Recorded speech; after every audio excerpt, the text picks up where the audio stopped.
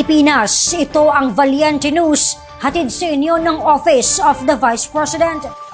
Nag-courtesy call kay Vice President Inday Sara Duterte ang ambassador ng Japan sa bansa. Narito si Maribeth Adlawan para sa report. Mainit ang naging pagtanggap ni Vice President Inday Sara Duterte sa ambassador ng Japan sa bansa na si His Excellency Indo Kazuya. Ang bagong itinalagang ambassador ay bumisita sa tanggapan ng pangalawang pangulo sa Mandaluyong City noong Setyembre. Saan ng Vice Presidente, maliban sa relasyon ng dalawang bansa, nagpalitan din sila ng mga pananaw hinggil sa Waste Energy Project na unang sinumulan noong siya ay alkalde pa lamang sa Davao City.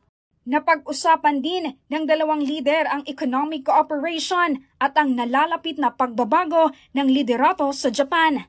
Binigyang halaga rin ni Inday Sara ang international support sa paglikha ng mas magandang kinabukasan.